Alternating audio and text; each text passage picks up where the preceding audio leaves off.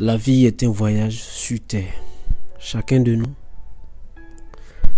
tient son ticket d'une toute manière très différente. Pour certains, c'est leur projet et le combat. Pour d'autres, le partage, la famille, les amis. Pour d'autres, le voyage, aller vers de nouveaux horizons, visiter le monde. Pour d'autres, la joie de retrouver un proche, de partager avec un proche qu'on a longtemps voulu souhaiter voir et qu'on retrouve enfin. C'est l'heure des amitiés. De l'autre côté, les premiers pas sont observés sous le regard chaleureux des parents et c'est la joie. C'est le déplacement de gauche à droite, à fréquence et à vive allure, sans s'en douter de quoi que ce soit. Et tout d'un coup, tout changea. Le monde changea de couleur, le monde changea de cadence, le monde changea de rythme et blocus, silence. Infection désormais sur toute la planète.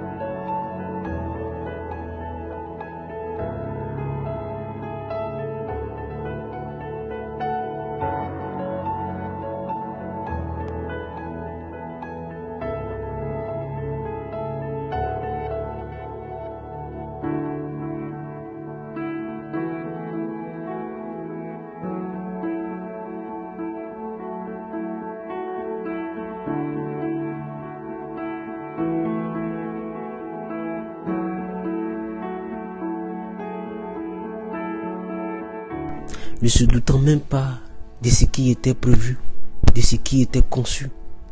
Gaieté, joie, mariage, voyage, projet, tout était si beau et si bien entendre et avoir quand même planifié. Et voici que la nature nous rappelle à l'ordre.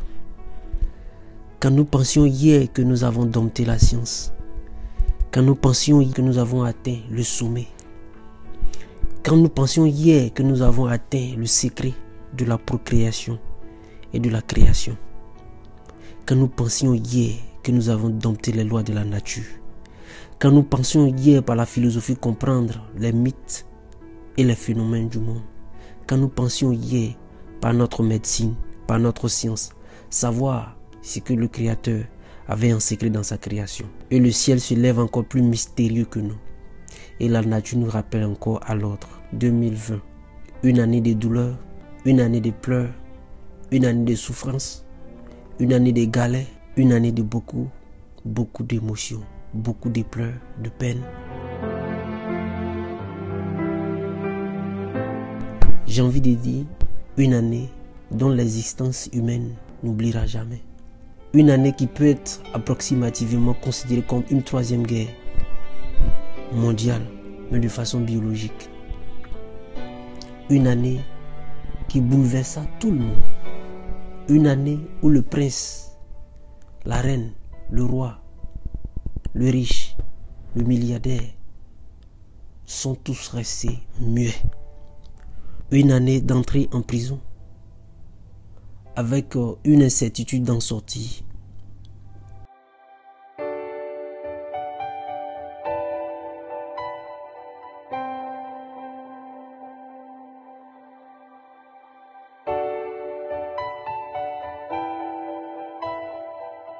Dans cette année de difficultés, de pleurs, de craintes, de chagrin, s'annonce une nouvelle année, 2021. Alors pour cette année 2021, nous nous posons encore des questions. Que va-t-il devenir de ce monde? Que va-t-il devenir de ce monde? Ce monde par lequel nous parjurons tant. Ce monde par lequel nous nous garantissons tant. Que va-t-il devenir de ce monde? 2020 est une année de signes ou est une année de juste un phénomène?